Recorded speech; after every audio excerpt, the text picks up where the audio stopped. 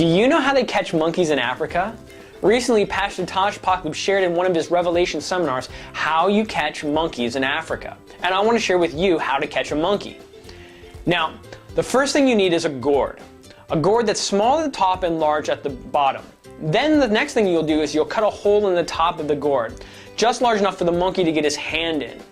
Then you hollow out the gourd, bury it in the ground up to that hole, and then fill the gourd with little bits of food that that monkey would like.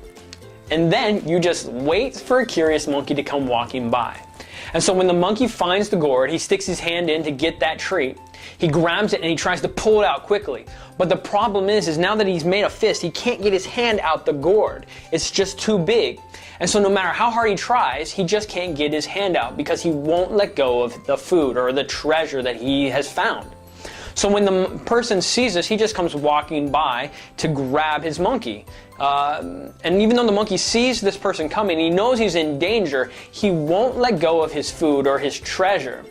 And because of this, the monkey gets caught. And if you're like me, you're thinking right now, what a stupid monkey. Monkey, just let go of whatever treasure you think you have and you'll be free. Whatever you think you have, it's not worth more than your life. Just let it go. But because the monkey doesn't want to let it go, he loses his freedom. He becomes now someone's pet, or even worse, someone's dinner.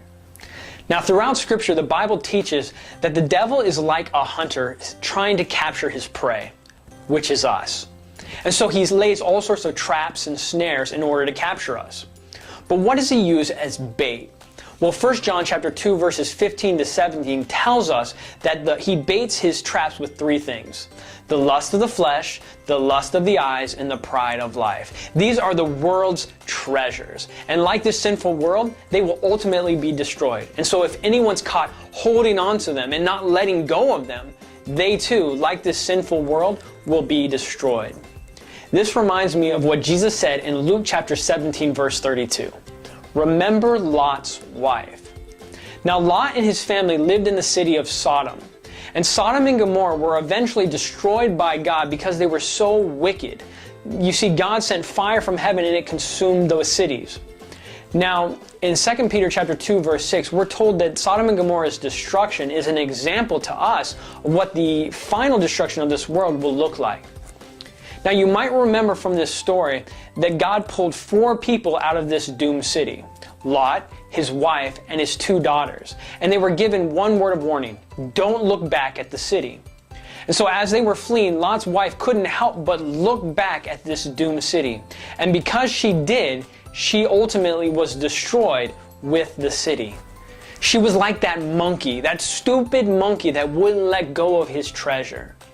She didn't want to let go of her earthly treasure. And the Bible tells us that where our treasure is, there our heart will be also. And we know that where our home is, that's where our heart is. You see, all she had to do was to let go and she would be free. But she couldn't do that. You see, her earthly treasure was of more value to her than her very life. This leads me to ask you the question: is there something in your life, something that you're holding on to that might cost you your life? Is there something in your life that you need to just let go? It could be anger or pride or selfishness. It could be resentment or feelings of unforgiveness. It could be money and success. It could be some type of addiction.